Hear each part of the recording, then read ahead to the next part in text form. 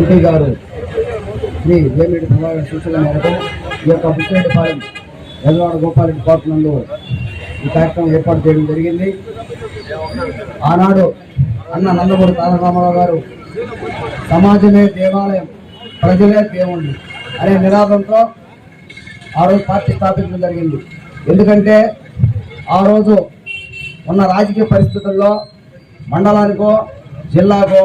ఓ ఇద్దరు ముగ్గురు నువ్వు సర్పంచి, నువ్వు ఎంపీటీసీ, వార్డు నెంబరు, నువ్వు జెడ్పీటీసీ అనే పరిస్థితి ఇట్లా ఉండకూడదు. ప్రజల భాగస్వామ్యంతో ఉండాలని, పేద బడుగు బలహీన వర్గాలకు కూడా రాజ్యాధికారము రావాలా, వాళ్ళందరూ కూడా చట్టసభల్లో ఉండాలనే ఒక ఏకైక నినాదంతో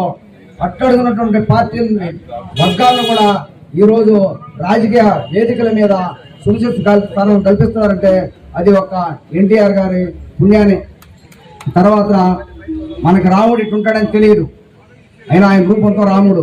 కృష్ణుడు, దుర్యోధనుడు అనేక రకాల పాత్రలు అనేక రకాలుగా మెప్పించి ప్రజల చేత ఆంధ్రుల ఆరాధ్య దైవమైనటువంటి శ్రీ ఎన్టీ రామారావు గారు ఈ సూర్యచంద్రులు ఉన్నంత కాలం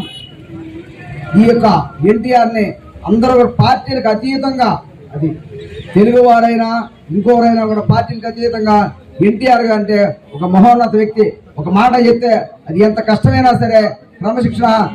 పాటించి అందరూ కూడా ఇది ఈ విధంగా ఉండాలని అందరికీ ఒక మార్గదర్శకం నిరూపించినటువంటి ఈ గౌరవనీయులు ఎన్టీఆర్ గారికి మా అందరి తరఫున నివాళులు అర్పిస్తానంటే ఈ యొక్క కార్యక్రమంలో మా అందరి భాగస్వామ్యంతో కూడా మా అందరికీ కూడా ఒక గౌరవప్రదంగానే ఆయన ప్రోగ్రాం ఇచ్చినా కూడా మేమందరం కలిసిమెలిసి చేసుకుంటూ తెలుసుకునేందుకు